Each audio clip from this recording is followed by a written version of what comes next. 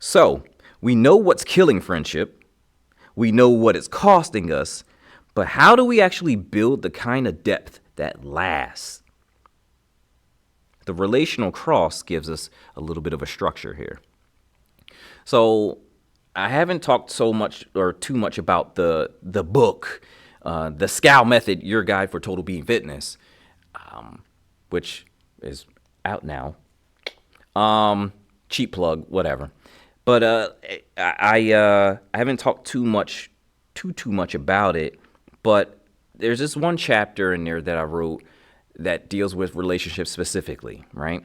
And I'll never forget, I heard on this one podcast, there were a couple pastors, they were sitting there talking, and they were talking about relationships. But it wasn't even like the main point of the podcast. They were talking about something else.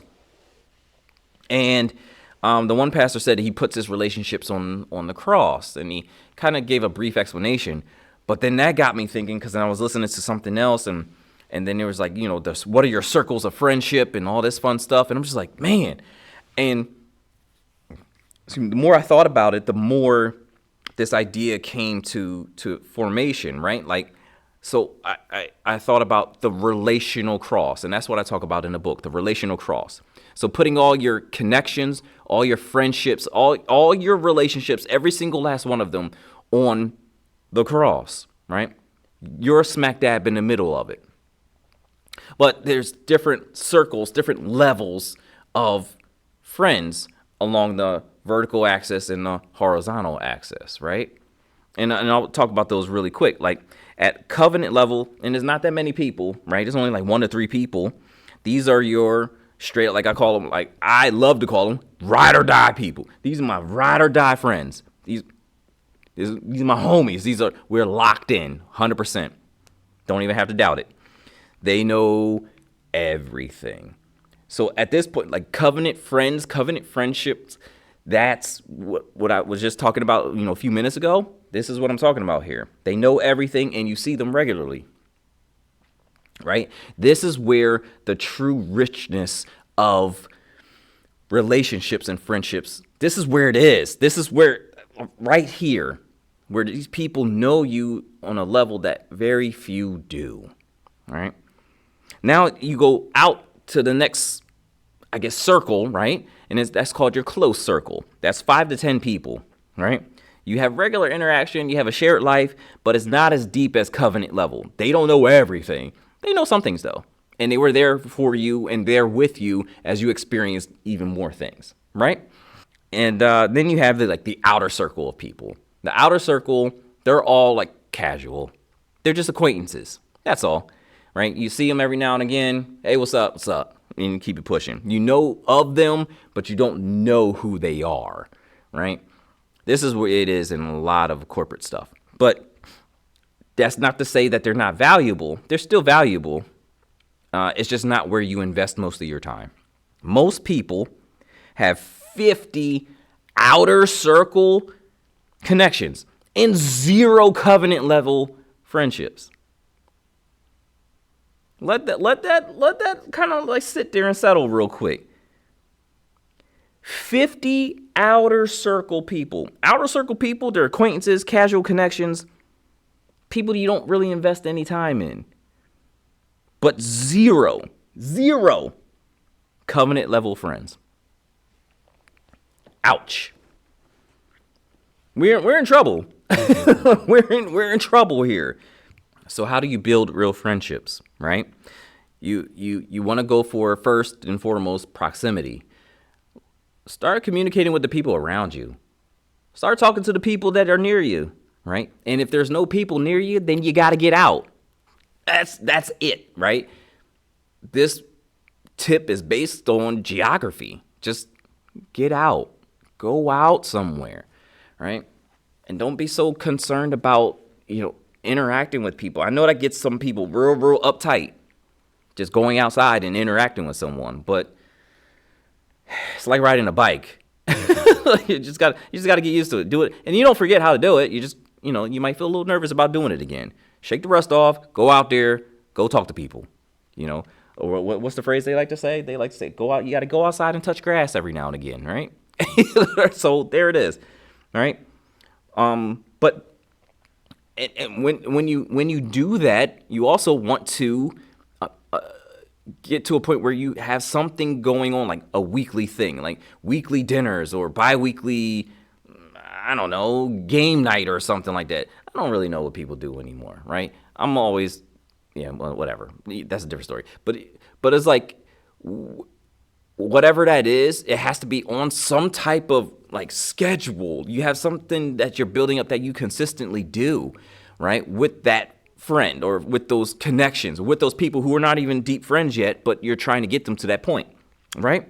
Then you also, like, what really, really helps is a shared mission.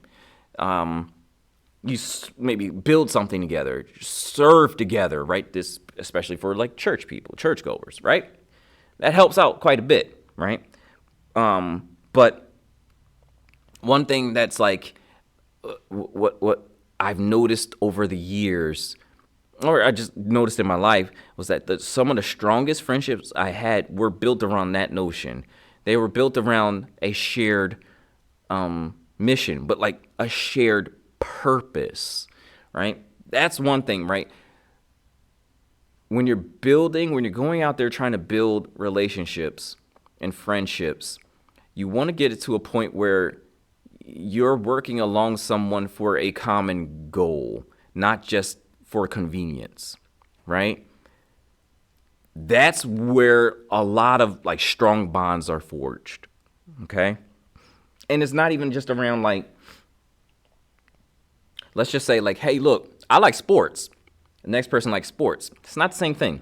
That's a shared interest, but that's not at all a shared mission. That's not at all a shared purpose. So it's like, what are you lining yourself up to do in your life? And you find that you have that in common with somebody else because they're lining themselves to do the same thing in their life. That's a way to really form a strong bond. Not like, hey, yo, I love the Eagles. Oh, you love the Eagles? I love the Eagles too. We homies now. Like, no. That, even though that could work, but it's just like, that's not the same thing. Not what I'm saying here, at least, right? And then here's the thing. Here's the tough part, because I'm not saying this is easy, but to build real friendships, to build real relationships, you have to initiate vulnerability. You have to be the first one to say, like, hey, this is what's really going on the inside, right? You can't wait for the other person to ask. And that one requires a lot of discernment, because you just don't want to go out there and start telling everybody your business. Don't say, well, Coach Evans said I should tell all my business to everybody on this block. No, that's not what I'm saying. Okay? I'm telling you to be wise about who this, like, if you know this person is a gossip, then stay away from them, right? That's not the person that you're going to tell the business to. Like, if you know they know everyone's business and they're telling you everyone's business, red flag right there, right away, and don't fall into that mess.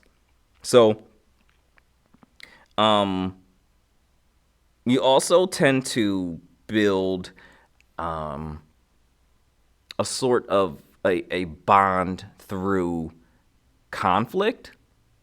So, like, how do I want to explain this? Okay, so like through conflict, so no one's perfect, right? So, and there are going to be disagreements within this friendship. So once you get to a point where you're actually on an even level with someone and friends with someone, you're going to have disagreements. How you work through those disagreements counts for a lot. It can either forge deeper bonds because you work through it and you work on it together, or it could shatter you. But in order to build deeper friendships, you almost need conflict. It's almost a necessity. You need conflict to be able to work through it and forge deeper bonds, right? Your friendship has to be stress tested. Your friendship has to be stress tested. And taking it back to my book for a quick second, one idea I talk about often within the book is I talk about the idea of being fully integrated, being a fully integrated human being, right? Where it's just like in all arenas, you're stacked, you're strong, right? So it's like heart, mind, body, soul, and in relationships, endurance, right? You're strong in all of those areas. And that is a way to actually help your friendships and relationships, right? Because a person who is strong in the soul, they're not depending on their friends for identity, right? That's a big one, right? And you can, so which means you can be a good friend to someone without being overly needed, right? So you or overly needy, both ways, right? So it's key because what that does is it helps that balance of reciprocity there, right? It keeps everything even, right? I'm pouring in, you're pouring in, I'm taking, you're taking, and it's good. It goes perfectly even, perfectly matched up, right? A person who has their heart regulated, they can handle conflict without blowing up. Typically, that leads to longer friendships and relationships. I don't think I need to say more about that, right? But you can also be vulnerable without being manipulated. And if you're sharp, if your mind is sharp, I already told you about the discernment when, deciding who to be vulnerable with. But you can think clearly about relational dynamics, and you can identify healthy versus unhealthy patterns, right? For instance, like what I said in that example before, if you know somebody's gossiping about everybody, they're telling you everyone else's business, they're probably not the person you want to be a friend with. Simple. And here's about the people with people with a strong body. They have the energy to show up. They have the energy to go out there and do these things, right? Because be honest with you, physical presence. We're talking about physical presence here. So that requires the capacity to be able to take that on. If they're laying in bed all day and they're tired all the time, like if they're cooked, well, that kind of hurts the building of the friendship, right? Also, when they have their endurance built, right, they don't quit when the friendships get hard. So they can sustain the friendship. They could help the friendship, and they keep digging and pouring into the friendship even when it gets really difficult, because they understand that they can take on that discomfort, right? That's what the endurance does. It extends your capacity to continue on even more, right? Past the discomfort, because it's going to be uncomfortable. When you disagree with your friend, with your homie, it's uncomfortable. But the person who's integrated and they have their endurance built, they can withstand that. They can take on that discomfort and still make the right decisions for the friendship, right? So and that helps you last through multiple years, multiple seasons, because friendships do go through seasons too. So integrated people typically make better friends because they're not looking to their friends to fix them or to fix an aspect of them. And you'd be surprised at how many people look to other acquaintances and other friends to fix them. They will never say it out loud, but their actions surely dictate that or surely show that. Now, there are a few, maybe more than a few objections to this one, okay? And I think everybody gets the point of why it's important to go out there and start building some real friendships. But there are certain things people will say to avoid doing it. One of them is, I don't have time for this. And I don't have time. But you have time for Netflix though, right? So it's not a question of whether you have time. Typically, it's just a question of allocation of time, right? You put time to what you value. If you don't value friendships, then you're not going to put time to it. If you value sitting on your behind watching TV, then that's what you do. I mean, this is that simple, right? So, another one is, and this one I understand fully. Another one is this person would say, I've been hurt before, and that's real. I mean, I've been hurt before too. And I'm not even, there's nothing really I could say to say like, oh, just get over it. No, some of them, it'll take you out for a little bit. So I fully understand that one. But the problem is, it happens. Disappointment happens. And the solution isn't to isolate yourself. Because what happens then is that you just cut off any other chance that you have at, in terms of maybe that friendship, that relationship, but even just any other ones. You might be just a phone call away, a meeting set up away from like an actual real friendship that's fruitful. But you're going to hold yourself back because you've been hurt before. And really what that says is like you're holding yourself back because you've been hurt, but you're afraid. You're afraid of being hurt again. And again, that's real.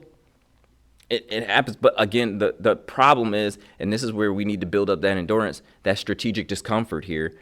Because the problem is isolating yourself is going to continue to do more harm.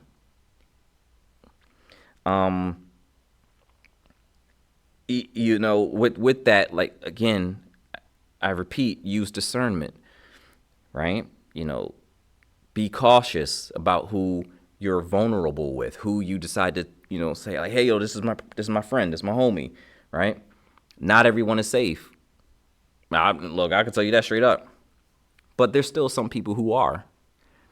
You don't want to eliminate any chance or any opportunity of finding the safe people because you've been hurt by a few not safe people. Another little objection is I'm an introvert. Oh, so believe it or not, I'm an introvert. Like, real talk, I'm actually an introvert. So even this is weird to me. And I can't stand watching myself on the camera again. Like, it's painful. I'm like, oh man, I sound like this. Oh man, what is it? Okay, I got it. But I got to edit it until I decide to pay somebody to do it. But that's a different story. Anyway, I get the introverts. I do. You'd rather keep to yourself. But the problem is, you still need close friends.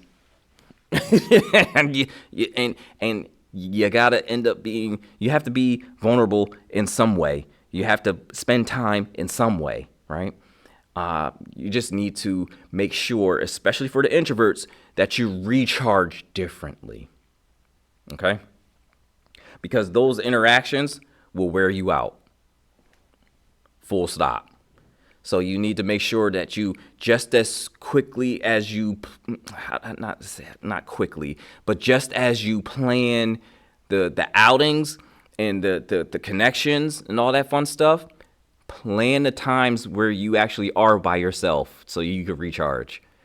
That's the number one thing, like, I had to learn over the years because I was just getting burnt out. I'm like, I'm going from this meeting, I'm going to here, I'm going to talking to this person, I'm trying to build this up, I'm trying to do this, that, and the third.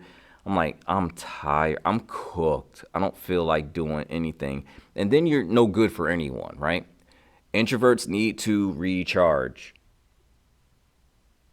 Remember, I told you that. The friendship recession is real, and it's costing more than loneliness. It's costing health, clarity, character formation, and capacity for life. Digital connection isn't fixing it. Weak tie networks aren't replacing depth. Parasocial relationships aren't friendships. You need 1 to 3 people who actually know you, who see you regularly, who you're committed to through seasons and conflict. Build your relational cross. Prioritize proximity. Create regular outings. Initiate vulnerability. Commit through conflict. Integration makes you the kind of person who can be a real friend. And real friendship makes integration sustainable. So stop doom scrolling. Start showing up. The friendship you need won't form through screens.